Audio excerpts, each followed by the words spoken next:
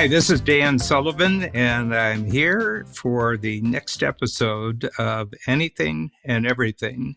And this is with Jeff Madoff. And last time we spent a full hour on just establishing the basic framework of intellectually understanding why certain things are brands and they persist over long periods of time. And despite enormous research and investment in creating a brand, they fail more than they succeed. And the reason is they don't have magic. Jeff, I think you've probably been feeling about it since you were doing movies in your parents' basement, but you probably, when it actually became something that you sized up things by whether they had magic or not in the communication business, the clothing business, the packaging business that you've been throughout your life. When did this become almost like a major check out whether there's magic before you check out anything else? Well, I was really fortunate because when I started off, my first clients were Halston, who created a very significant fashion brand, Ralph Lauren, who created the largest fashion brand, and Estee Lauder, who had the major cosmetics brand.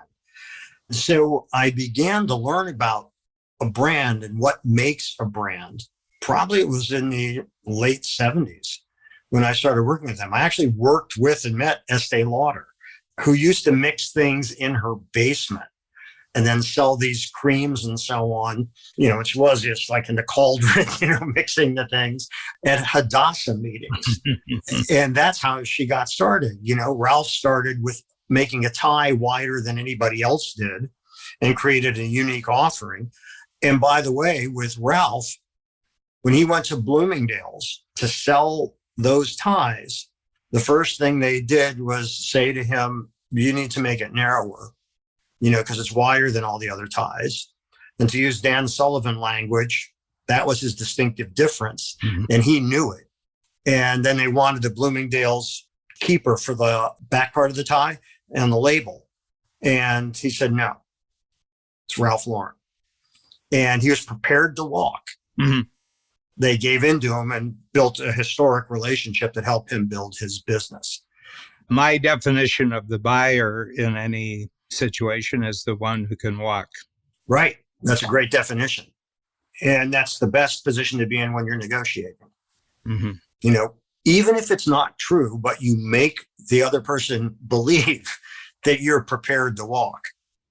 So in the 70s, you obviously had these three great brands as future clients, and that type of thing. But just what was happening in American culture and you were in New York. That's always been one of the epicenters of American culture. What was happening that kind of thrilled you, actually? I mean, that's what I find. There's some things that I fall in love with. For example, we have Pandora, and I've just gotten days and days of Roy Orbison. And I think that Roy Orbison may be the one pop singer who created his own genre that nobody else can match. Maybe Katie Lang can sing along with him and she can do some songs. But Elvis, they were good friends, Elvis and Roy Orbison. And Elvis had already made it, and Roy Orbison was just coming up. Elvis was interviewed about his life. And he said, I'm not the greatest singer in the world. He said, the greatest singer in the world is Roy Orbison. He said, anything that I've ever sung, he can match me or improve on it. And nobody else can sing anything that he can sing because he's got 4 octaves in his song. And what I've struck is that he's become huge since Pandora. Like Roy Orbison is one of those huge players that Pandora, and he's been dead. He's died at 52 a long time ago. But his songs are deeply emotional, and they're kind of unusual for a man to sing that type of song, And he was a motorcycle rider. I mean, he had the complete other background. His dad, I think, was an oil worker. They're either oil workers or cotton pickers, in the background. And he wrote all his own music. A lot of people don't know that he wrote all his own music. And He was a great guitar player. And I'm just noticing how emotionally I'm involved with his music, and that tells me that probably he's a brand. Like Roy Orbison is probably a brand. There's a lot of professions where death is a good career move. That the beneficiary, unfortunately, who should be the beneficiary, doesn't get to profit from it. Yeah. And we'll talk about that as we go because you have personal experience with that recently. But we've established that the impact of a brand is that it's emotional and that it creates a relationship. And you mentioned just before the end of our last podcast that there's a trust factor where people grant the product or the service or the individual, whatever we're talking about, kind of a permanent monopoly if they don't screw it up. Mm-hmm. So let's look at the issue of trust and how does that impact a business? And the damage that lack of trust can do is tremendously amplified as a result of social media because the response comes really fast and can be really powerful. So a clear example that most people may have heard of is Uber.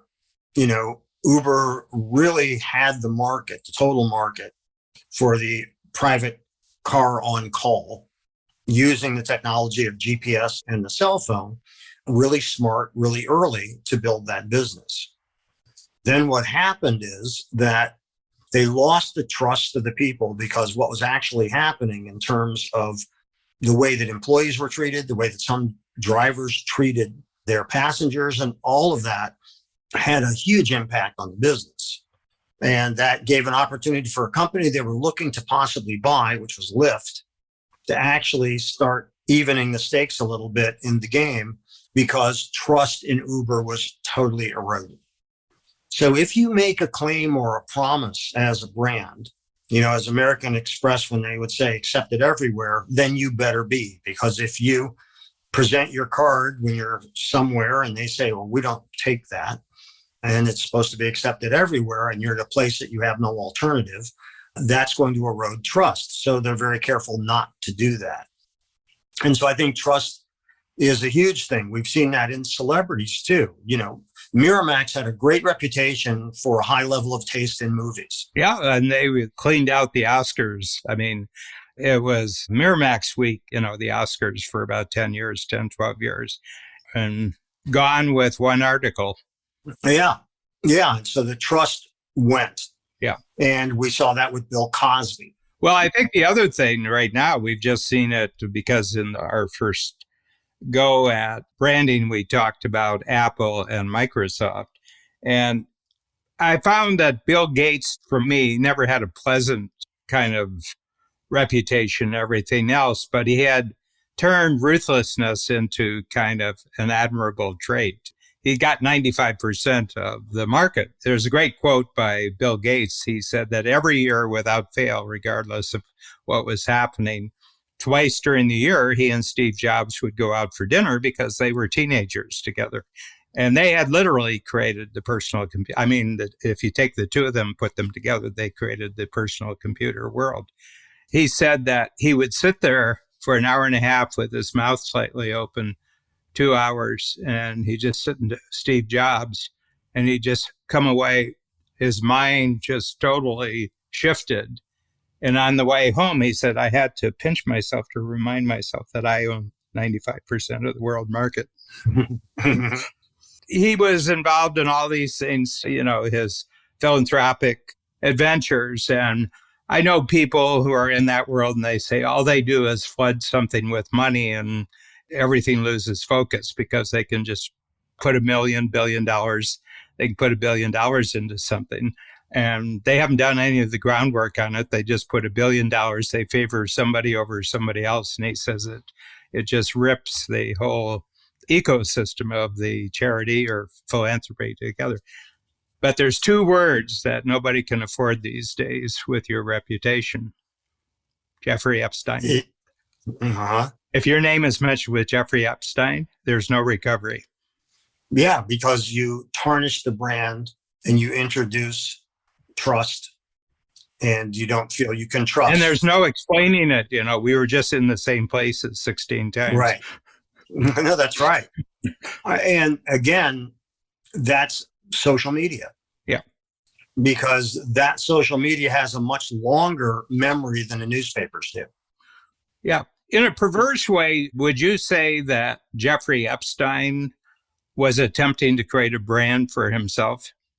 I mean, some of the, economic organizations that were involved in the background of his world. But I got a sense that, his mansions and his islands and that was to actually create a particular type of brand. I would say not for everybody, but I would say not a brand. I would say for a particular insurance. Well, for a particular very wealthy following, he had a reputation. I mean, there's a difference. He wasn't trying to appeal to the general public. No, he was. And so it was very targeted. So I don't think he was trying to build a brand.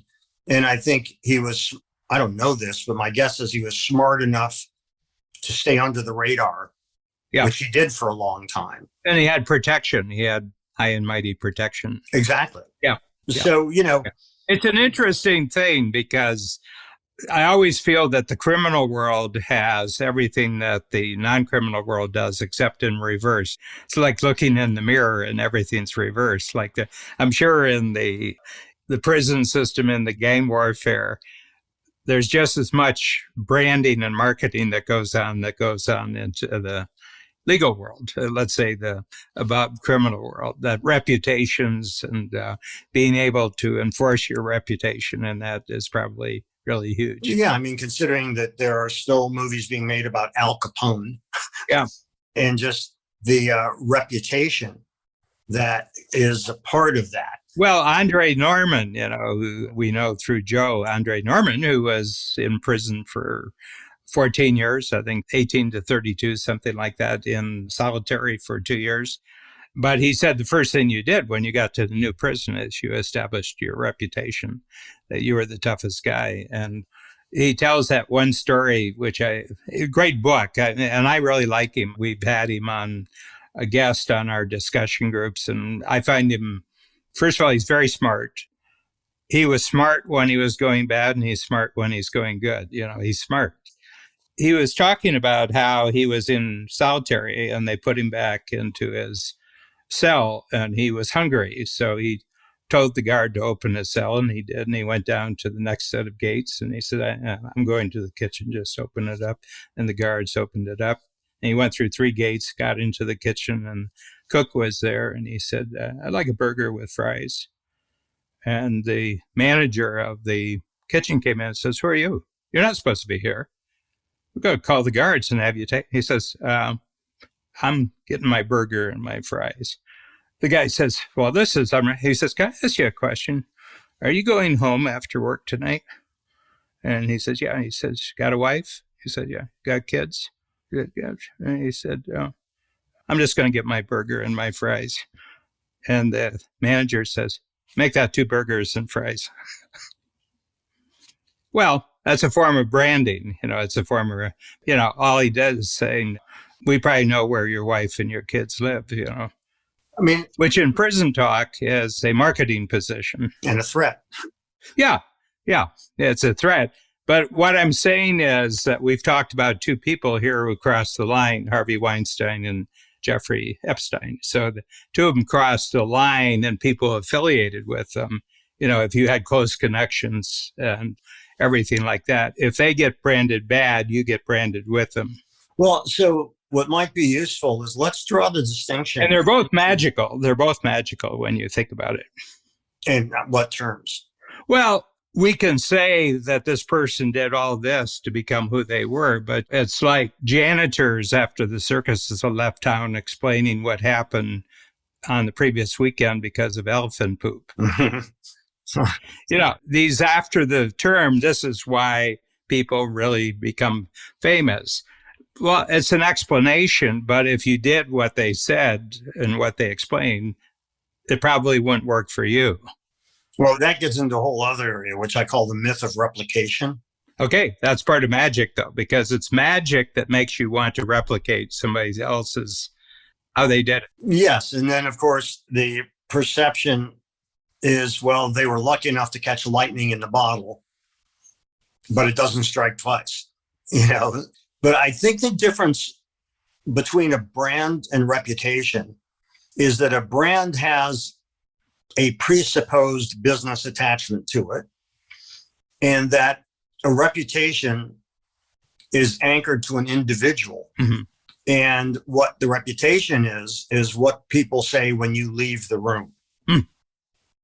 So when you leave the room and people either sing your praises or say, you know, that guy's a cutthroat or whatever, I think that's reputation, but it doesn't necessarily translate to what a brand is. So does the brand, what happens to people's thinking before you come into the room, and the reputation is what people say after you leave the room? Well, I think brand attaches more to business. Yeah, because brands don't suddenly appear in a moment, do they?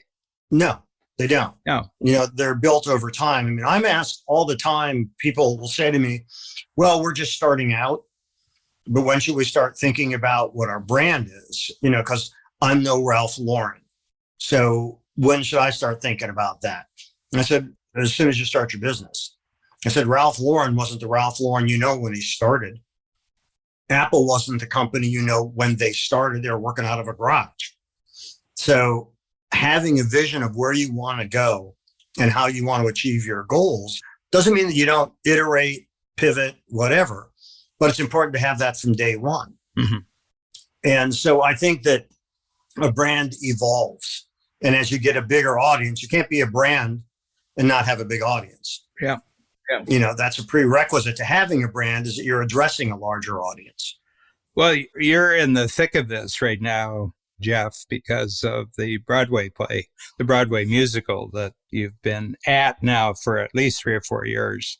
Yeah, like 6, 7. Yeah. Yeah, that started with doing a documentary interview with what I think is the original cross the bridge into rock and roll personality star, Lloyd Price, who, I mean, a lot of people go back to 56, 57 for rock and roll. We're talking about 51, 52. That's right. With Lloyd Price. This is way before it had even been named, because I know where it was named and I know who named rock and roll, and it was Cleveland, Ohio. That's right. Alan Freed. Alan Freed, that's right. Who later had the great distinction of going to prison for his top 10 club. Payola. Payola, yeah. He was paid by the record companies to put their records on the top 10, and he went to prison. So very truly American story.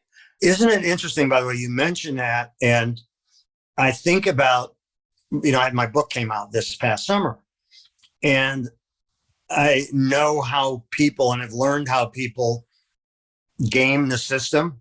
Oh, yeah. We know some of them because we're using some of them. You know, with our book came out last fall, and there are people who have tricks that trick the New York Times, they trick the other ones into believing that if somebody buys 10,000 copies, those were 10,000 individuals. That's right. Yeah. And it's interesting because is that really any different than payola? Not really. Yeah, isn't that? When I entered into promoting my book, the only thing is that the direct thing that they'd be paying the New York Times to do the review, and I don't think that happens. Not in that way. Right. Not in that way. A little indirect to find your way through that door. You know somebody who knows somebody, and they happen to be the reviewer, and you have a dinner that nobody else could have dinner, but I don't think money exchanges hands. Well, it does in terms of buying quantities of books. Yeah. That, you know, gets the attention. Yeah. Anyhow, it's interesting with Lloyd, by the way, Alan Freed rented office space from Lloyd on 57th Street in New York City when Freed moved here. This is after Cleveland or before? After. Yeah. After Cleveland. Yeah, because he was downtown Cleveland, and the Hall of Fame, Rock and Roll Hall of Fame, is just a few blocks away from the concert that he was pushing. Then he used the words rock and roll for the first time. Yeah, and I wonder if people realize that's why the Rock and Roll Hall of Fame is located in Cleveland. Yeah. Yep. Which is interesting. But now you're alluding to the play. Are you talking about an individual and a brand, or? No, I'm talking about you because you're giving advice in the new school saying, when do I start my thinking about branding? You say Right. when you start the business. Well, you've started a business that's been in operation for a long time because it's the nature of theatrical productions, period, but theatrical productions that are aimed for Broadway, that the thinking and the work on them starts and the paying for them starts a long time before opening night. It's like an app. There's no difference between what you're doing and what my venture capitalists in Silicon Valley talk about.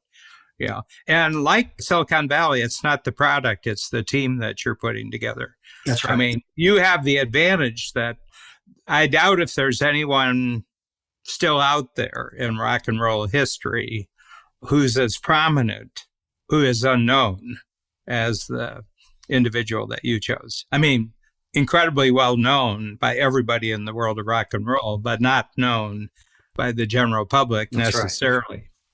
No, that's right. We've been talking about that lately because it was like there was another founding father who was there when the Declaration of Independence was signed, but the painter just couldn't get him, so he just left him out. And they took his signature off. They said, well, if we can't account for the signatures with the painting, we're just going to leave him out. But I mean, that whole experience has been really fascinating. But from the get-go, thinking about, because I have to think about, so why are we telling this story? How do you market that story? Because plays, if you're fortunate enough to become something like Hamilton, all you need to do is say the name of that play, and it just resonates with the notion of success. And it's also unique and was also a game changer, and those kinds of things don't happen that often. But you do have to, I think, whatever business you're in, start thinking from day one.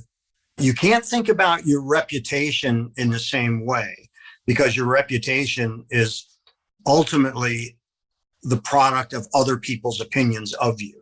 Mm-hmm. Now, a brand is too if you violate the trust. Otherwise, that brand is the story that you tell that hopefully resonates with those consumers. And the magic happens if there is something unique that you could have never planned, that somehow happens, that kind of spontaneous combustion happens, that it gets the attention and your message gets repeated over and over. And that repetition is a reinforcement for what you've done. Mm-hmm.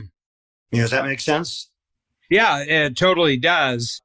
The thing that you've brought from the investment side is that you have a sterling reputation in New York City over the last 20 or 30 years with a powerful community of very, very creative people. And you also have relationships with the investment community, either personal or other people who get interested in the project, that you can raise the money using the odds of a play making a big one. There are massive odds against you of having a winner, but I've seen the first packaged presentation of Personality, and I've seen Motown, and I've seen $1 Million Quartet, and I've seen probably 5 or 6 movies that depict the life story of very famous musicians. And I don't think they can hold a candle to what you've created, both script-wise and also the actors that you put together.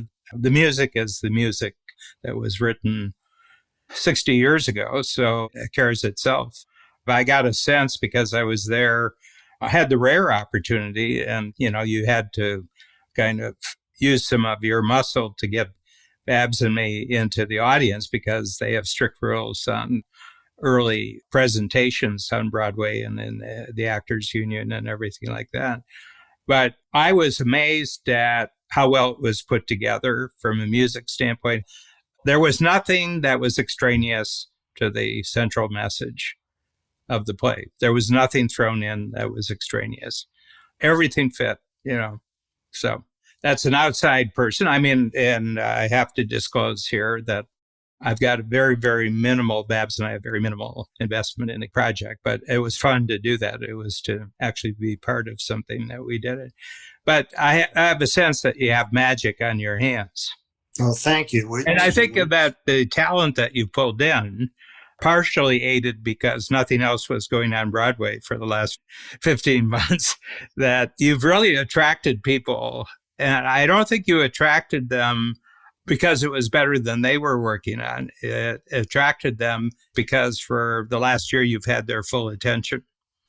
Well, it's interesting because it's actually become, now that theater is opening up, we're starting in Malvern, Pennsylvania at People's Light Theater, but Broadway is opening up as of September 4th to full capacity. The year next spring for this. Yes, March of 22. Yep. And there is... Which I think you're probably really happy with right now. I am. That's right. I am, because I had to move it. I had to make that call in September of 20 because theaters book a year and a half to 2 years in advance. And I was quite certain that we would not be out of COVID by this spring. But I had to make that decision a year and a half in advance. And now we're only 8 months away. I mean, bam, the time it goes in a blink. I mean, to think about, Dan, that it's last week was 2 years since the workshop you saw. Yep. I mean, that's crazy. Mm-hmm. Just the time, the sense of time going so quickly. But in fact, the competition for talent is huge because all the theaters are opening at the same time. Well, it's kind of like I have a discussion group, a quarterly discussion group about articles and books that actually tomorrow night is year 19. It's the 76th meeting that we've had. And there was a great article. It's on the stock market, how the stock market has been predicting nothing but greatness for live entertainment now for about 5 months. But nobody else has. None of the politicians have. None of the medical authorities. They said, we don't know about this. And Wall Street especially is just saying, no. Travel, entertainment, wide open. And they were just showing the track record of Wall Street. Especially example, the Germans in the Second World War were at the height of their power in the autumn of 1941. And the German stock market, they even had a stock market during the war. I didn't know that. They had a stock market and they were predicting nothing but disaster for the Germans. And the American and British stock markets were predicting the Americans are going to come in. And this is before Pearl Harbor. So this is 41. And they said, no, the tide has turned. And the tide turned within about 6 months. So my sense, the street, I think that the one form of superhuman intelligence that we have on the planet is the stock market.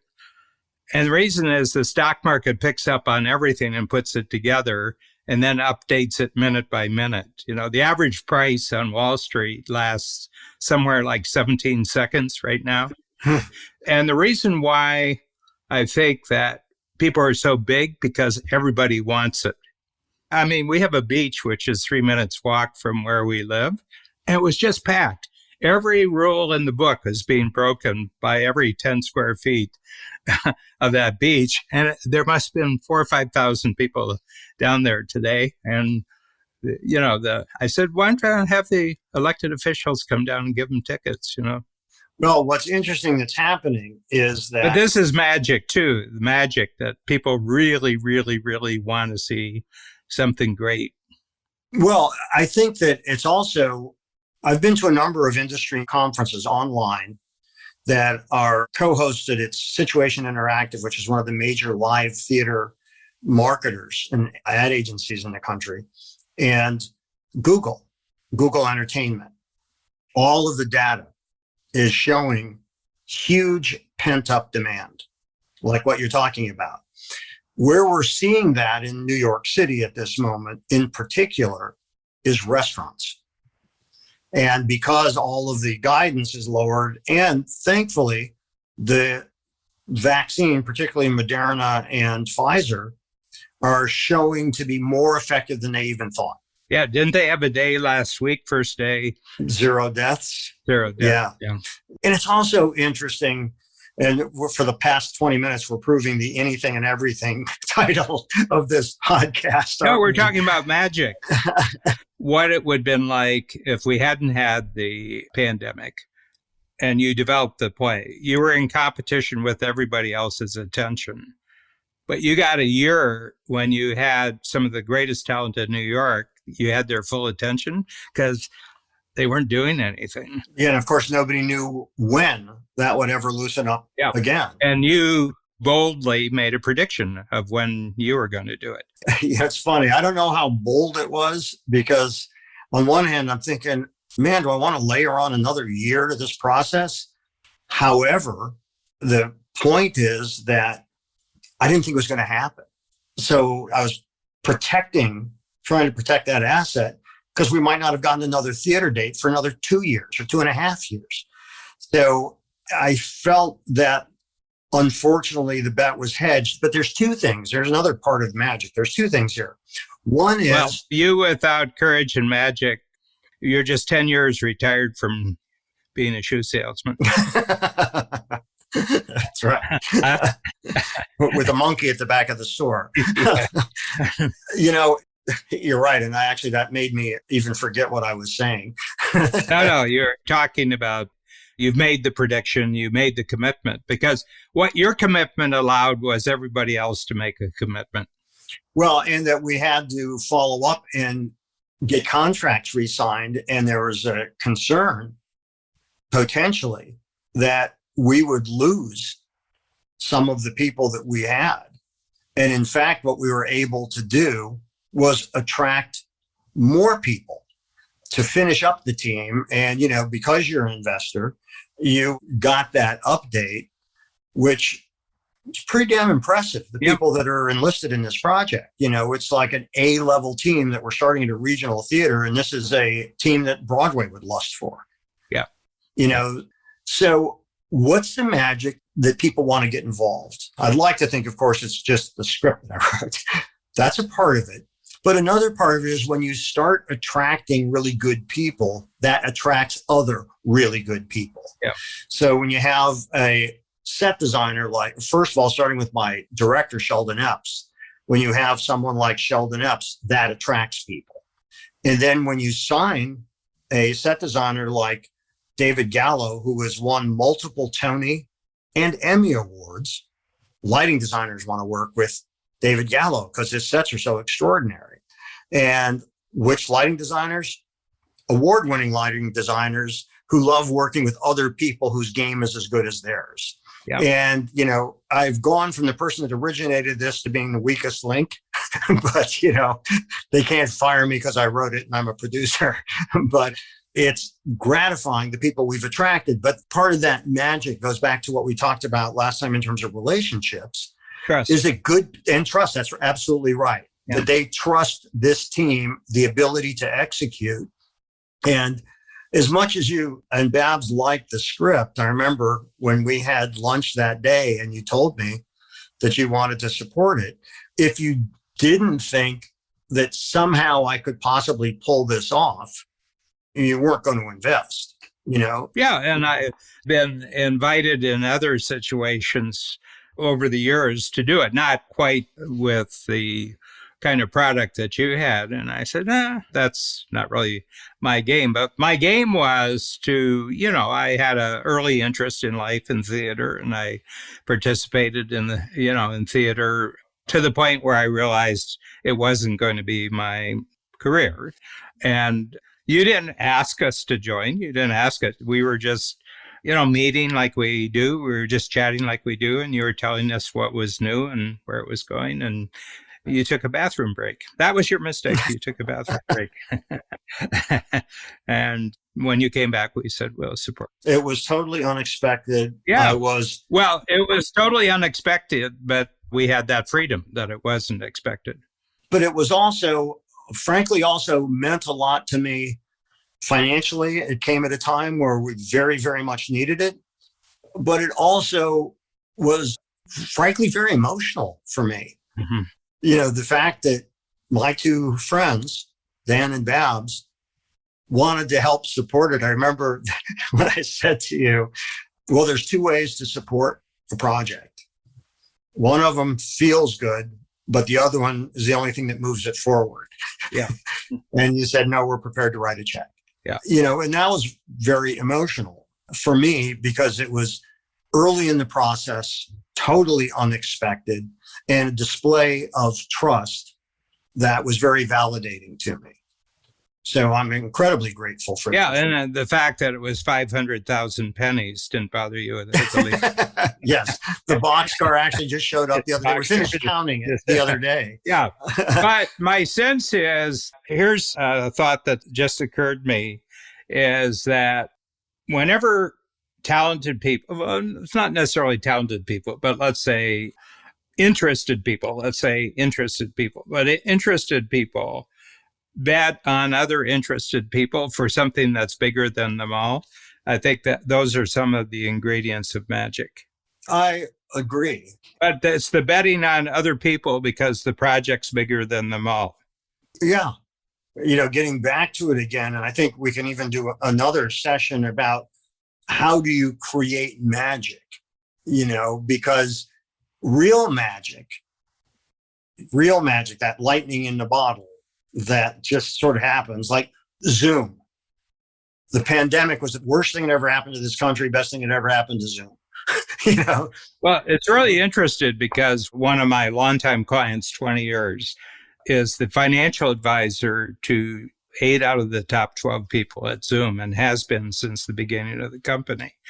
And I was asking him, I said, were they ready for this? I said, because it's been kind of flawless. I mean, from looking at it as a user, and, I've averaged 3 hours a day for the last 15 months, some days 7 or 8 hours.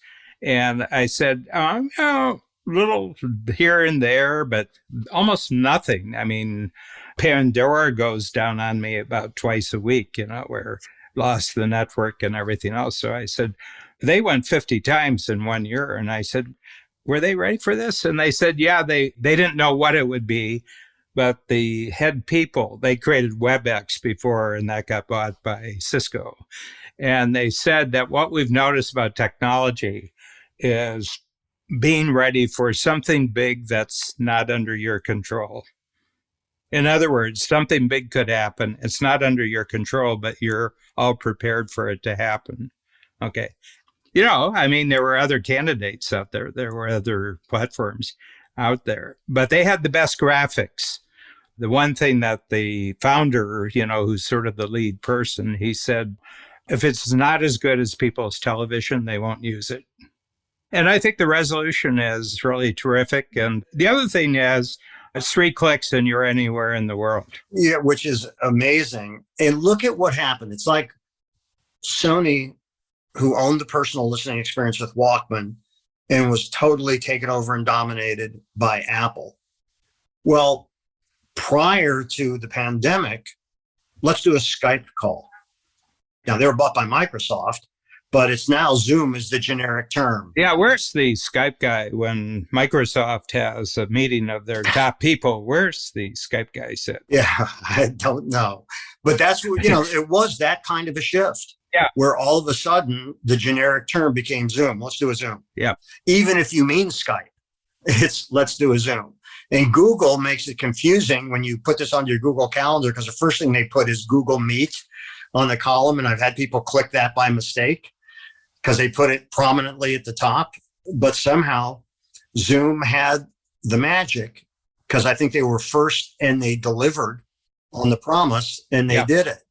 And the great thing for us, and I'm sure you feel this way, is the breakout rooms are just spectacular. Oh, yeah. Yeah, they are. And as a matter of fact, we should do it here where we just, start off with the two of us and then go talk to ourselves. Each of us goes to a separate breakout room. And the magic then happens. I mean, it is fascinating because the magic, if you will, of this was also the people that it has, I'll just speak for myself, has availed me to, where I'm talking to people in London, I'm talking to people in Paris, I'm talking to people in Italy, I'm talking to people all over the world. Yep. And like that. That's right. The accessibility factor is kind of magical. It's amazing. But I think that... And I'm sure backstage it's really speeded up things too, with all the talent. Like the lighting director can be talking to the set designer. That's right. On a daily basis. The director, the choreographer, they can all talk to each other just like that. Well, and show things. So we've got our first meeting on June 9th with the whole team, which I'm really looking forward to. But so Sheldon and I already had met with David, who did the initial renderings for a set already, which were really cool. And when we first met, my thing was basically work your magic. David Gallo is tremendously talented. And if I started off by telling him, well, here's what I'd like to see, and that would be really stupid of me, where you've got somebody that good. It's like, go with, let's see, because he's going to show me things I never thought of. Yeah. And I was looking for the window to be about another foot that way. Yeah, right. Yes. Yeah. Well, there's a lot of people that micromanage like that. Oh, yeah. Those are the people, by the way, in case you already didn't know, what are my least favorite people to work with. And at this stage of my life, try to avoid altogether. I had said to Sheldon when we started off, I said, Sheldon, I want you to know I have the no asshole rule. And he kind of laughed and said, I think I know what you mean, but tell me what you mean. I said, I don't want anybody involved with this that robs us of the joy of this process. Yeah. I want us to have fun doing it. Look what we're doing. We're creating a fantasy to tell a story. And I don't want anybody to mess that up with their personal issues, which they should work out in therapy, not on the set, and not bring other people down with their toxicity. Yeah. The other thing that really strikes me is that magic is a mindset. And tell me what you mean by that. Well, first of all, you're no asshole. That comes from experience of having had people who have that mindset. The asshole mindset? Yeah, the asshole mindset. Yeah. And it's a non-collaborative mindset. That's right. So I put together, a number of collaborations, and I've got about 5 or 6 of them going, where I just ask that I get full access to the other people's capability, but any money in the short term that's created by it is their money. Okay. And the reason is that I've got a system that pays us really well. So what that does for us, it makes me relaxed about, I believe that every one of the collaborations is going to produce a lot of money sometime down the road, but I'm not nervous about it. I just want the talent to create something new that hasn't been created before, something that's uniquely good, and everybody has a good time. Everybody has a good time, And my feeling is when I look at my experiences in lifetime where there's magic, I think those things that I just talked about are always there. The only thing about it, it's rare to find people with those mindsets because everybody's nervous. Everybody's nervous. Well, since I started my production company, like when my editor would come into me and say, I don't know if this works. And he would preface it that way. And they start to talk and say, wait. I said, don't show it to me. I said, what do you mean?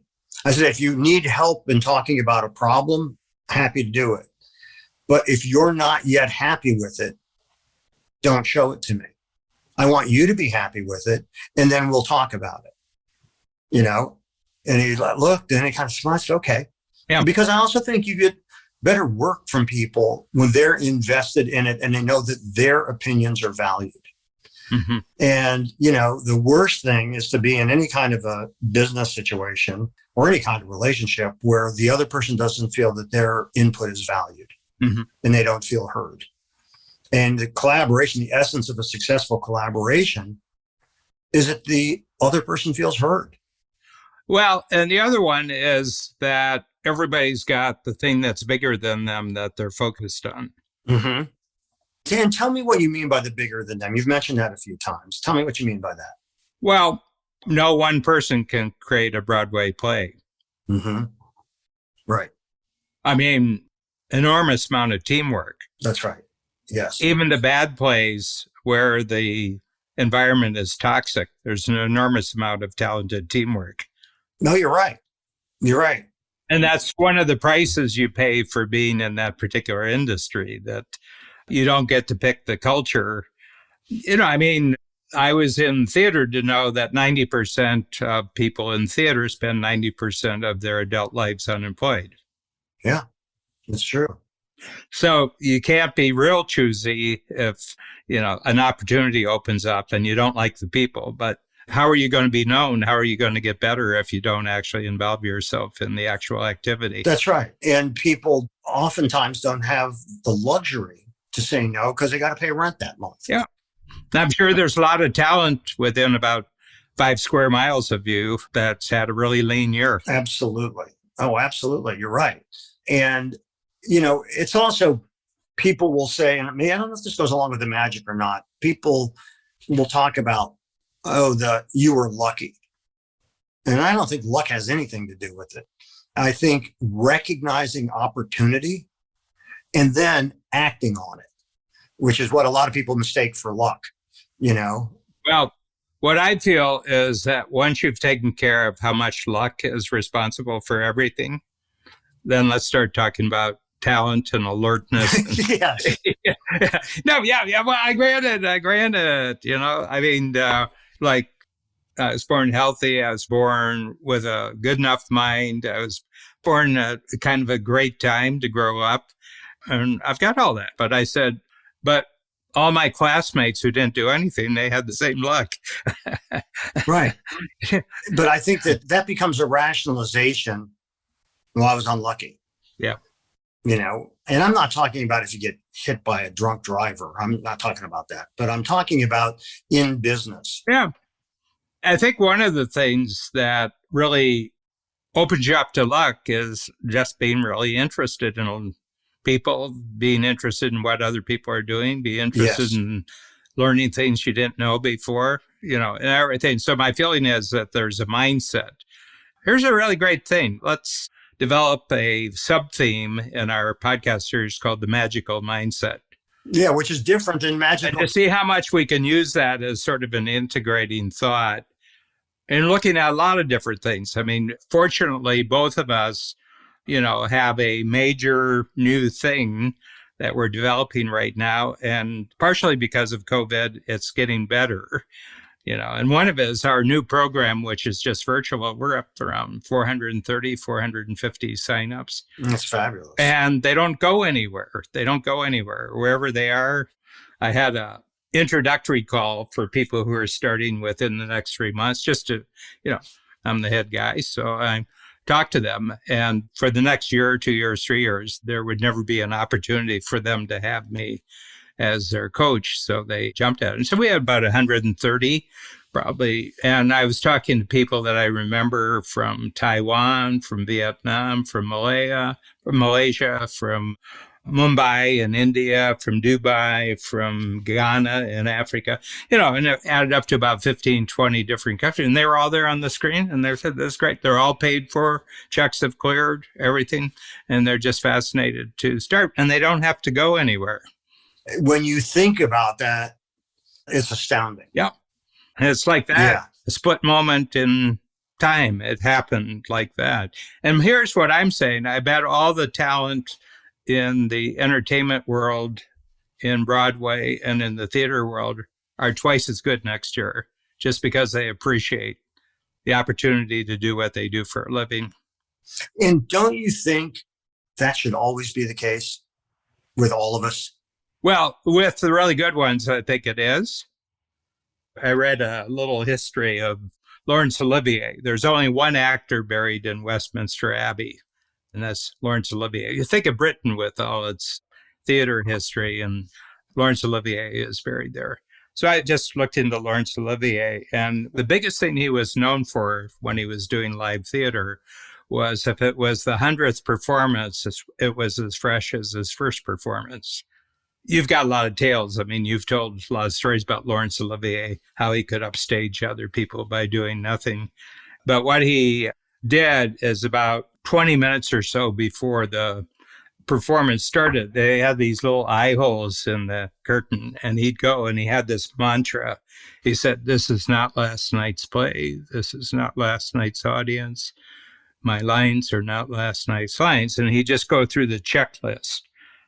And he would get as scared as he was on opening night. But that happened on the 50th night, happened on the 100th night. He would scare himself into first night energy. That's great. And after a while, they bury you in Westminster Abbey. But, I think that what that comes down to, what I'm hearing is don't take any opportunity for granted. If it's your 100th performance, it's the first one for that audience that they're going to see. So you owe it to them as a professional to deliver on that as if it's the first performance. Yep. Margaret, my wife, and I went and saw Lena Horne's one-woman show on Broadway, which was unbelievable. And that's where I first experienced the sensation of being lifted out of my seat. That's when standing ovations actually meant something. And she lifted us out of our seats. It was astounding. And we realized, by the way, that was just the end of the first act. We didn't know what the hell she was going to do the second act because, it was so amazing. First time I ever saw a play 3 times. What I noticed, which was so incredible, is the things that we were sure that only we saw that night, because it seemed so offhanded and spontaneous, was there every time we saw it. And she created the magic for the audience that you were seeing something unique and for the first time. And that's part of being a pro. But I think that applies to all business. If you're pitching and you're pitching this idea to the 25th person you're hoping to get buying it into it, you better come across with enthusiasm about what you're doing. And because for them, that's your first performance. I find the best way to guarantee enthusiasm is to actually love what you're doing. Absolutely. Yeah. Absolutely. Don't be enthusiastic about something that doesn't excite you. Yes. Then it's faulty. Yeah, it's faulty. Well, that's what they call phoning it in. Yeah. And that happens with performances. That happens with people at work. Yeah. All right. Magical mindset. I love that. Yeah, you always have to have a center to the center. So I think that's a good thing. But just to add up our whole notion of branding, because I think people fail so often at branding that there must be a lot to it to discover. I think there's a lot to discover, but people think that it's somehow a fill in the blanks, and they don't realize that in telling any story, you have to approach it with fresh eyes and be unique. It's like the performances we were just talking about. And again, that doesn't mean you reevaluate, that you don't reevaluate. You reevaluate, you refine, constantly refine what you're doing, just like your example of Olivier looking through the curtain to get himself into a particular frame of mind. Yeah. It's good. All right. This was fun, as it always is. This was fun. Magical mindset. We'll talk next time. Always enjoy it. Thanks for joining us today on our show, Anything and Everything. If you enjoyed it, please share it with a friend.